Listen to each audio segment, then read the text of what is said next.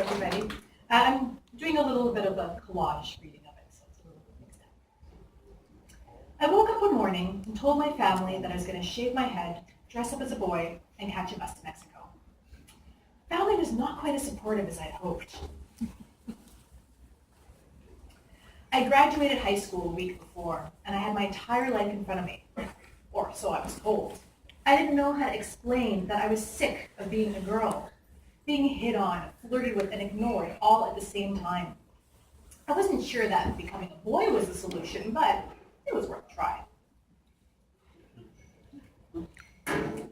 I've never been much of a planner. I like to do things as quickly as possible before I can change my mind.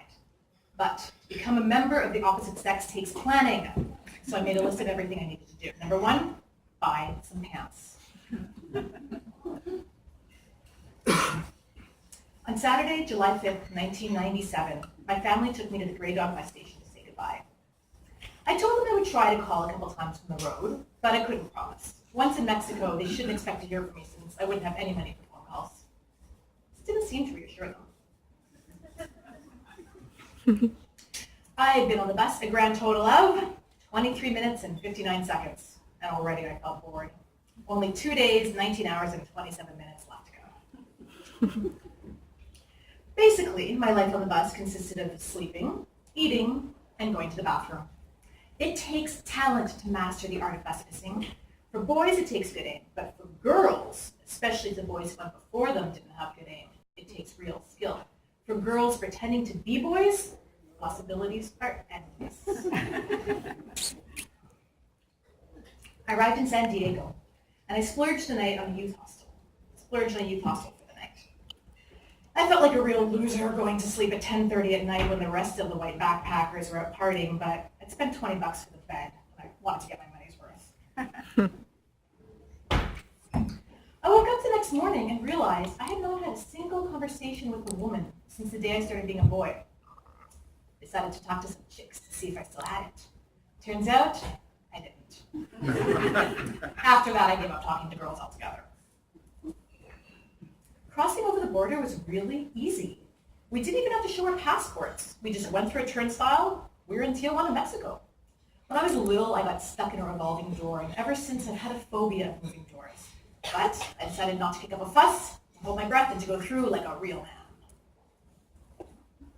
I jumped on a local bus I jumped on a local bus to a spot where I could grab a cab to Rosarita. I negotiated the taxi price down from 65 pesos to 5 pesos, on the condition that I sat in the trunk. All the movies I'd ever seen of Mexico, with shacked up houses and laundry hanging everywhere, turned out to be true. But that was only on one side of the road. On the other side were fancy, rich houses, and instead of laundry hanging between them, they had fences.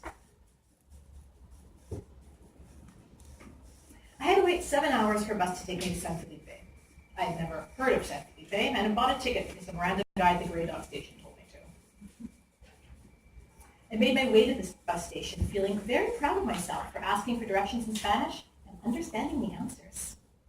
Everyone had told me that you can get by in Mexico without speaking a single word of Spanish, and I just have to tell you, that is absolutely not true. Who would have thought that I would miss small talk? I arrived in San Felipe, and the town was pitch black outside and completely deserted. I followed a dirt path that led to the beach, and then walked along the sand until I arrived at the parking lot. There, I faced a huge dilemma about where to sleep for the night. On the sand or on the concrete? Finally, I put my hat over my head, curled up next to the cars, and hoped I was safe to spend the night. I woke up the next morning, which was great, because it meant I hadn't died the night before. Thank you.